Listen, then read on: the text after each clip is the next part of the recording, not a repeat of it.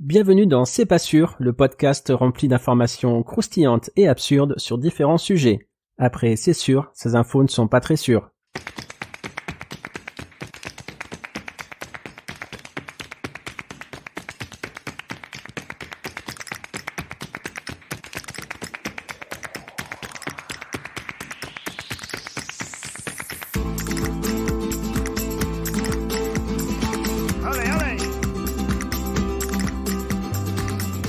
Bonjour à tous, je suis ravi de vous retrouver dans ce nouvel épisode. Aujourd'hui, on va parler d'un célèbre jeu d'adresse, le bilboquet.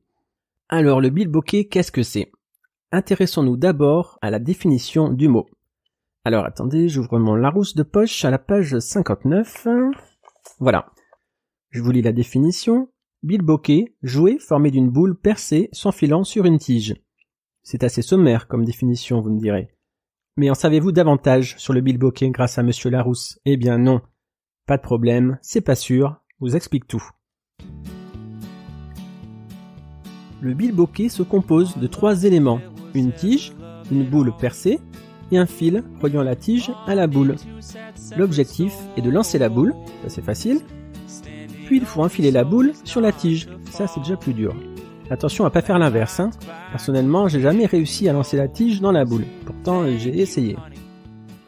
Mais avant de parler technique, discutons sémantique. D'où vient le terme bilboquet ? C'est très simple. Il est formé de 2 mots. Alors je réouvre mon Larousse, voilà. Bil, liquide amer sécrété par le foie, et bocto, petit bois. Au Moyen-Âge, nos ancêtres jouaient souvent au bilbocto, l'ancêtre du bilboquet. Ce jeu trouve son origine dans les nombreux festins organisés dans la grande salle du château.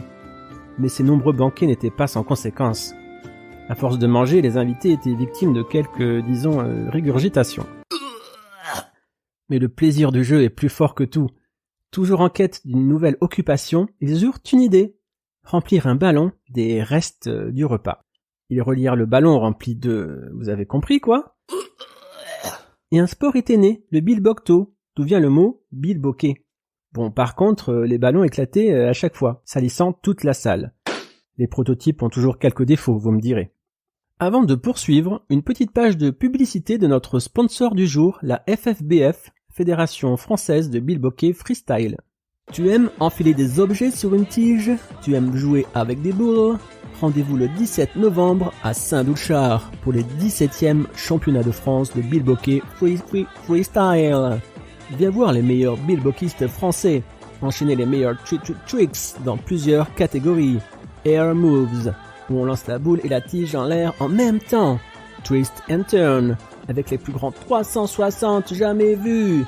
Et enfin notre champion national, Jean-Guy Bichonnet, qui tentera de battre son propre record en s'enfilant 27 tiges à la suite. Wouhou ! Le bilboquet, c'est chambé. Un bel événement que je m'empresse de noter sur mon agenda. Ah ben non, j'ai déjà piscine, hein, c'est ballot. Alors, chers auditeurs, vous êtes tentés par le bilboquet ? J'ai quelques tips pour vous, comme disent les jeunes. Tout d'abord, le choix de la boule est primordial.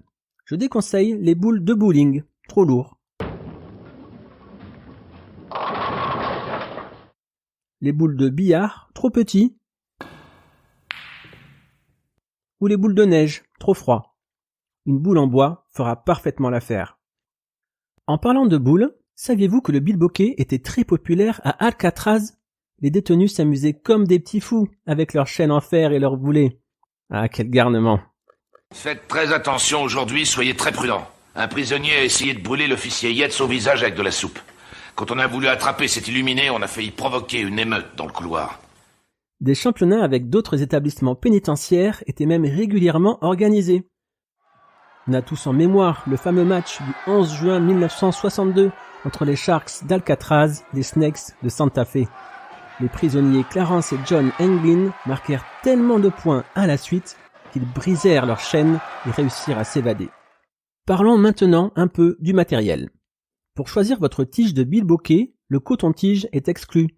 Il se plierait sous le poids de la boule. J'ai même tenté de l'alourdir avec mon propre cérumen, mais ça n'a pas marché. Oubliez tout de suite la tige d'une fleur, trop petit. Idem pour un tronc d'arbre, trop grand. La longueur du fil est aussi importante. Selon les règles, elle doit être égale, attention c'est compliqué, au carré du cosinus du diamètre de la boule. Oui, les proportions sont très importantes au bilboquet. Je vous mettrai la formule dans la description de l'épisode pour vous aider. Dernier conseil avant de vous lancer, chers auditeurs, enfin avant de lancer la boule, je dirais, parce que si vous vous lancez vous, ça va être... bref, ne jouez pas n'importe où.